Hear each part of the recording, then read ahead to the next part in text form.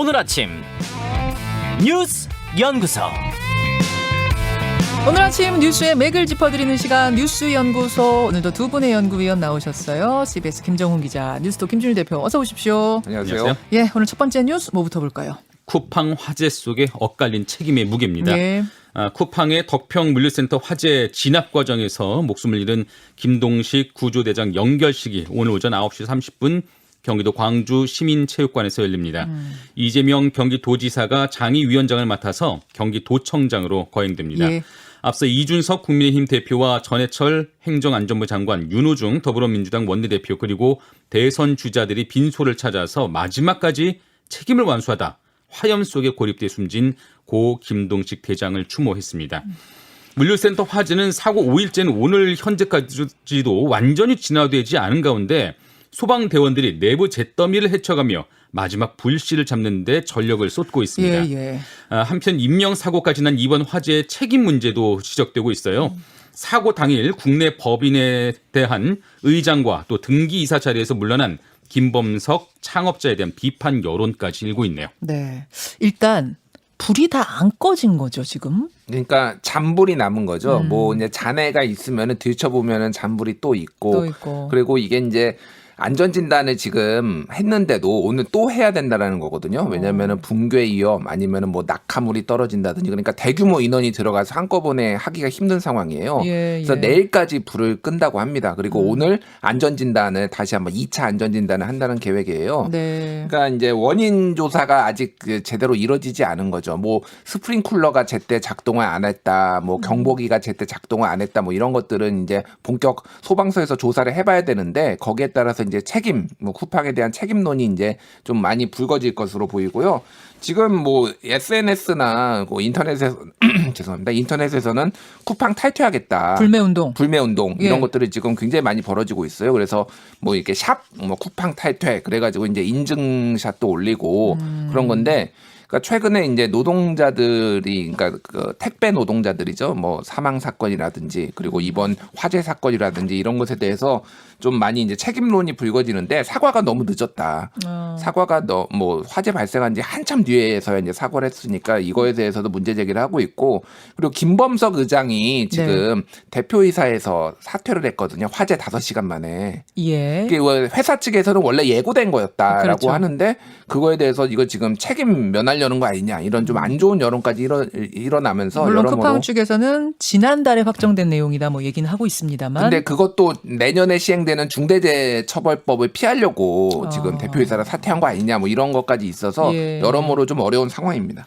말씀하신 것처럼 중대재해처벌법을 적용되는 것을 피하려고 사임을 했다, 아니면 대기업 총수 지정을 피하려고 사임을 했다, 이런 얘기가 있었는데 이에 대한 쿠팡 측의 설명은 글로벌 경영에 전념하기 위한 결정이라는 거예요. 김범석 창업자가 이제 글로벌 경영에 본격 나서니까 국내 자리에선 손을 떼겠다라는 건데, 근데 지난 3월에 뉴욕 증시 상장에 맞춘 언론 인터뷰에서는 김범석 창업자가 이런 말을 했었습니다. 장기 로드맵이 있지만 당분간은 한국 고객들을 위해서 전념하겠다, 이렇게 밝혔어요. 이게 지난 3월입니다. 그러니까 그 당분간 한국 고객들을 위해서 전념하겠다, 그 당분간이라는 게 고작 석 달을 의미했다는 것이냐, 이 부분은 납득하기 어렵죠. 그래요. 무엇보다 고 김동식 대장 인명수색하러 들어갔다가 이런 변을 당한 거 아니겠습니까? 지금 뭐 추모객들의 발걸음이 이어지고 있다는데, 김동식 대장을 기억하는 동료의 이야기, 그리고 여러분 잘 생각해 보시면 비슷한 화재가 이천시에서 좀 자주 발생하는 느낌 아니에요? 네. 왜 그런 걸까? 궁금하지 않으십니까? 이천시장이 할 말이 많다고 합니다. 잠시 후에 이천시장도 한번 연결해보죠. 두 번째 뉴스 갑니다. 네. 밤늦은 모임도 마스크 벗기도 가능. 다음 달부터 거리두기 단계가 개편이 되는 거죠. 네. 다음 달부터는 수도권 식당과 카페의 매장 내 영업시간이 현재 밤 10시에서 자정까지로 늘어나고요. 일단 시간 늘어나고 5인 이상 사적 모임 금지 조치도 완화됩니다. 네. 이를 비롯해서 정부가 어제 7월 1일부터 적용할 새로운 사회적 거리두기 체계를 발표했습니다. 수도권에서는 거리두기 2단계가 적용되는데 영업시간이 늘어나는 것뿐 아니라 그동안 문을 닫은 각종 유흥시설의 운영도 재개됩니다. 네. 사적 모임은 다음 달 1일부터 6명까지 허용되고요. 15일부터는 8명까지도 모임이 가능해집니다. 비수도권에서는 방역 수칙을 지킨다는 전제 아래서라면은 참석자 수를 제한하지 않기로 했고요. 또 백신 접종 인센티브도 본격화해서 1차 접종자와 예방접종 완료자 모두 공원이나 등산로 등 실외에서 마스크를 벗을 수 있습니다. 아울러 트래블법을 시행으로 접종자들의 해외 단체 여행도 허용되네요. 7월부터 뭐가 많이 바뀌네요. 네. 일단은 거리두기 단계 지금 5단계로 하고 있는 걸 4단계로 바꾸는 그 근본적인 변화에서부터 시작되는 거죠? 그렇죠. 예. 그래서 이제 총 기조는 웬만하면은 영업 금지는 안 한다. 영업 금지는 안 한다라는 거야. 시간 제한, 뭐 인원 제한을 하더라도 뭐 영업하지 마 이런 식으로. 특히 무슨 뭐 유흥주점, 콜라텍 뭐 이런 데들 못 하게 했잖아요. 그런 거 그렇죠. 웬만하면 안 한다라는 거고 지자체한테 자율성을 굉장히 줬어요. 그러니까 지자체가 지금도 뭐 이제 지역별로 다 다르긴 하지만은 지자체가 이를테면 영업을 좀 더 뭐 시간을 제한한다든지 이런 것들 알아서 판단해라. 어허. 이렇게 이제 이해를 하시면 될 것 같고. 10만 명당 한 명이거든요, 기준이. 예. 그러니까 쉽게 말하면은 서울이 97명이 넘어서면은 1단계에서 2단계로 넘어가요. 이게 예. 무슨 얘기냐? 서울 인구가 970만 명이라는 얘기입니다. 그러니까. 그러니까 5,300만 명이니까 그거보다 조금 많은데 어쨌든 그래서 수도권은 250명, 하루 확진자가 250명이면은 이상이면은 2단계가 되는 거죠. 그래서 지금이 2단계인 거예요. 예, 지금이 2단계가 되는 거고 그리고 이제 전체적으로 보면은 2단계는 9인 이상 네. 금지. 그리고 3단계는 4인 이상 금지. 이건 1,000명이거든요. 전국 기준으로 보면. 그렇죠. 그리고 4단계는 우리가 가본 적이 없는데 하루 확진자 2,000명입니다. 예. 거기는 뭐 한마디로 얘기하면 나오지 마라. 그건 락다운이죠. 락다운이에요. 근데 그건 한 번도 가본 적이 없고 앞으로도 뭐 그렇게 해야 되겠습니까? 4단계야 그렇고 1단계, 2단계 이쪽에 주목하는 건데 우선 7월부터 당장 바뀌는 거 다시 한 번만 정리해 볼게요. 지금까지 문 닫았던 유흥시설, 뭐 홀던팝 이런 거 문 다 여는 거고 예. 그다음에 지금까지 10시까지 했던 곳들 12시까지 문 여는 거고 그다음에 4인까지만 모일 수 있었던 거 6인 모일 수 있고 보름 후에는 8인까지 모일 수 있고 이렇게 바뀌는 거 맞죠? 그렇죠. 예. 그게 큰 변화입니다. 이에 대해서 전문가들은 좀 우려스럽다는 반응도 있죠. 좀 너무 성급한 거 아니냐라는 반응이 있는데 물론 이 7월 달엔 좀 휴가철이 있어요. 예. 사람들이 많이 좀 이동하는 그런 시즌이고 많이 좀 놀러 다니는 그런 시즌이고 또 변이 바이러스에 대한 염려도 계속되고 있습니다. 그래서 좀 이 조치가 성급한 것 아니냐 이런 우려가 나올 법은 하고요. 근데 또 재밌는 것은 직장인들 사이에서는 이런 얘기도 있더라고요. 어떤 회식 거요? 문화가 다시 재개되는 것 아니냐. 아. 그냥 바로 느껴지는 것이 이 기대와 우려가 좀 엇갈리는 것 같은데 그동안은 5인 이상 모임이 제한되면서 회식 자체가 많이 없어졌거든요. 그렇죠. 이제 6인, 8인까지 모이고 또 밤 10시에서 12시까지 되고. 또 회식을 할 수가 있기 때문에 이에 대해서 이렇게 반기는 사람, 불편한 사람 이 반응이 좀 나뉘는 것 같습니다.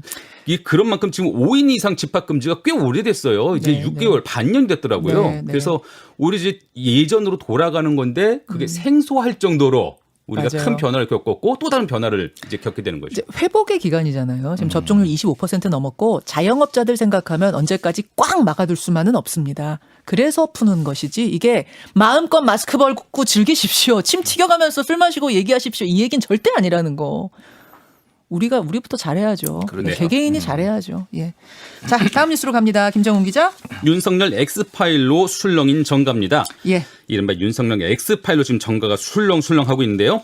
윤석열 전 검찰총장의 각종 의혹이 망라됐다는 그 X파일의 존재를 두고 윤 전 총장 측 이동훈 대변인은 지난주 뉴스쇼에 출연해서 거리낄 게 없다 이렇게 밝혔죠. 네. 그 이동훈 대변인이 내정 열흘 만인 어제 물러났는데 국민의힘 입당 문제에 혼선을 끼친 탓이라는 해석과 함께 윤석열 X파일에서 윤 전 총장 의혹을 확인해 스스로 물러난 게 아니냐 이런 해석까지도 나오고 있습니다. 그래요? 이에 대해서 윤 전 총장 측 이상록 대변인은 X파일 관련해서는 대응하지 않겠다 이런 입장을 밝혔고요. 네, 네. 이런 가운데 대권 주자 그 리스트도 길어지고 있어요. 추미애 전 법무장관이 오는 23일, 김두관 의원이 다음 달 1일 출마 선언을 하기로 했고 네. 최재형 감사원장도 출마 가능성을 좀 높이고 있습니다. 네. 민주당이 내일 의원총회를 통해서 경선 연기 여부를 끝장 토론하기로 한 것도 이제 관심이네요.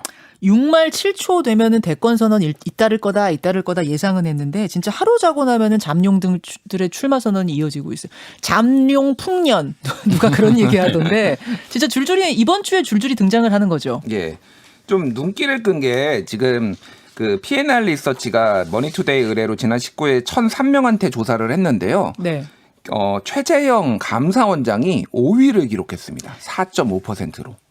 5위요. 예, 차기 대선. 그러니까 순서가 그러니까 윤석열, 이재명, 이낙연, 정세균 다음에 예. 최재형이에요. 지금 첫 등장하면서 5위 한 예, 거예요? 예. 그러니까 지금 오늘 아침자 그 중앙일보에 따르면은 네. 원래 당초에 한 7, 8월 정도에 사퇴설이 돌았는데 이달 말에 지금 사퇴하는 것으로 알려졌다. 이렇게 해가지고 중앙일보가 썼어요. 단독 지금. 보도. 예. 단독 보도를 썼어요. 그러니까 지인을 통해서 쓴 건데 그 정도로 지금 빨라졌다라는 거. 김동연 부총리 같은 경우에 전 부총리 같은 경우에도 야권만 네. 야권만 조사를 한 경우에도 이름이 올라와 있습니다. 지금 1.9%. 김동연 전 부총리도. 그래서 어저께 이제 뭐 기자들을 만났는데 뭐 송영길 민주당 대표가 여당 사람이다 이런 얘기를 하니까 그거에 대해서 반응을 안 했거든요.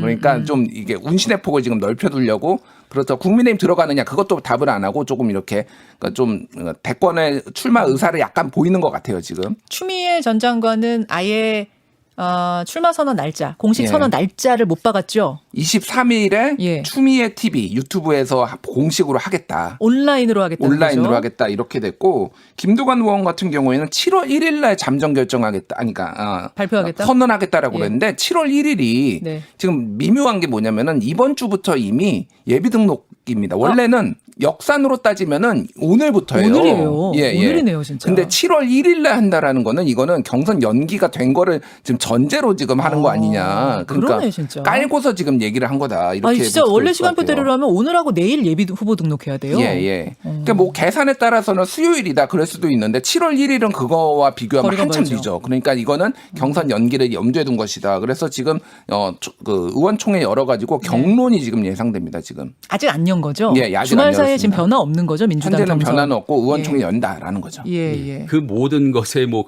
여러 가지 사안들의 변수가 이제 윤석열 엑스파일일 수도 있을 것 같은데요. 일단 알려진 바로는 윤석열 엑스파일 한 A4 용지로 20장 분량으로 윤석열 전 검찰총장의 여러 가지 의혹을 망라해서 써놨다. 이런 내용들이 흘러나오고 있습니다. 보셨어요? 저는 못 봤습니다만은. 보셨어요? 아직 못 봤습니다. 아, 저도 못 봤는데 이게 있어요. 있기는 왜? 그러니까 그 존재 자체도 지금 아직은 좀 뭐 확인되지는 않고 있는데요. 다만 새로운 한 방은 글쎄 새로운 한 방까지는 없는 것 아니냐 이런 관측도 있고요. 이에 대해서 이제 여권과 야권 모두 좀 조심스러운 반응이죠. 여권은 이게 함부로 윤석열 검찰총장을 향해서 달려들다가 혹시 헛발질하는 거 아니냐 이런 우려가 좀 있을 거고 또 야권은 이게 별것 없다 이렇게 안하게 생각하다가 오히려 일격을 당할 수도 있다. 이런 염려가 있거든요. 그래서 윤석열 엑스파일은 확실한 존재가 드러나기까지는 여야 모두 좀 긴장하면서 지켜보고 있네요. 지금 이 엑스파일 얘기가 주말에 불거진 거는 장성철 소장 정치평론 하는 분이고 이제 김무성 의원의 전 보좌관 출신이죠. 네. 이분이 내가 엑스파일 봤더니 이게 뭐라고 했더라. 이게 참 어렵다라는 취지로 참 어렵겠다 이런 취지로 글을 썼다가 지웠어요. 이게 지금 불씨가 된 거 아니겠습니까? 네네. 할 얘기가 많습니다. 오늘 뉴스닥에서 요 얘기는 해보죠. 두 분 수고하셨습니다. 감사합니다.